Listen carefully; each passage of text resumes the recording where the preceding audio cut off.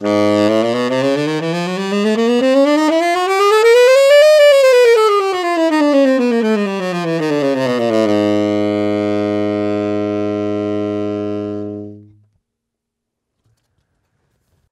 I just played every note on the tenor saxophone for you.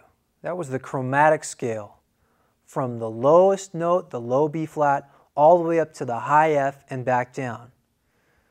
Now if you could play all those notes, you can basically play any song you want. You can figure out any song, you'll be able to read any piece of music, you'll have all the notes you need.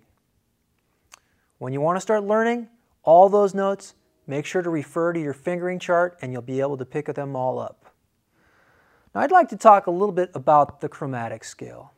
Chromatic scale is a great scale. I use it all the time in music. It's kind of like the musical alphabet. It has all the notes and I can pick and choose from that scale to make melodies or come up with different things.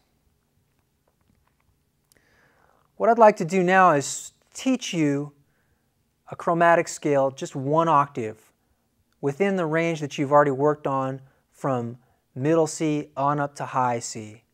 Just in that same range that you learned the major scale, but now we'll add in those extra notes, those extra chromatic notes. So the chromatic scale basically is all the notes half step apart. Now if you were to look at a piano, it would be all the white keys and the black keys in between playing up and down. And on the saxophone, it's just all the different sharps and flats in between all the natural notes that we learned in that C major scale. So let's start off learning it. We're going to start on C, which we know. So middle finger down. So that's our first note, C. Now the next note in the chromatic scale is very easy. It's just one up from C natural. It's called C sharp. And it's an easy note. It's probably you've already played it. Everything wide open, no fingers pressed. Next note, very easy note too, you already know it, D. Okay, one more new note now in the chromatic scale.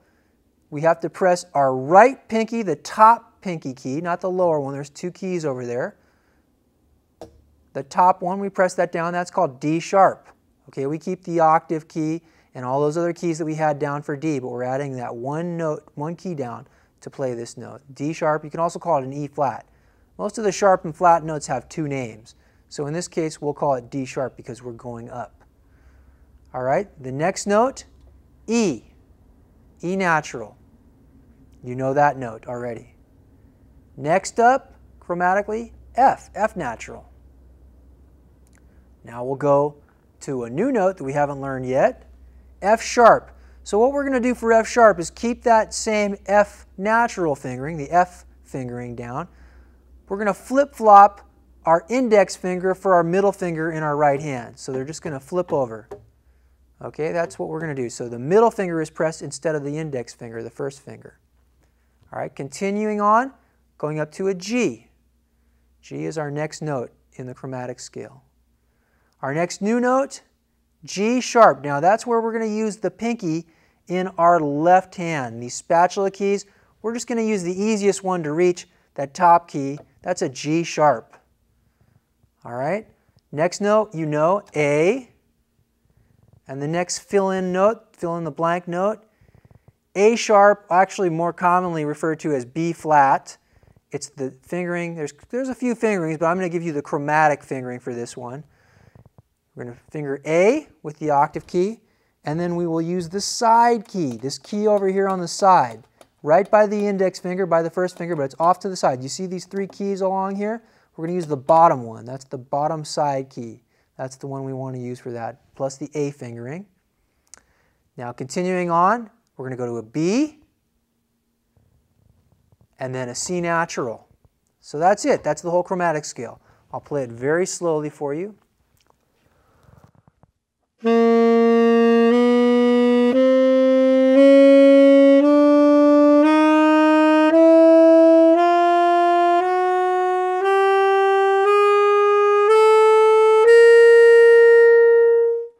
Now let's go back down on it.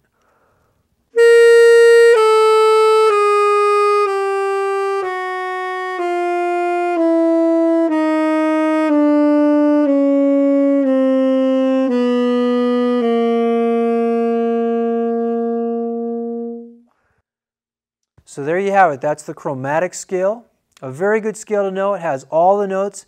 Again, if you refer to your fingering charts, you'll be able to learn all these notes if you forget any of them, and you can even learn all of them throughout the range of the whole saxophone, and then you'll have every note. And you just have to practice them, keep working on them, and eventually you'll have them memorized, and you'll be playing all kinds of songs.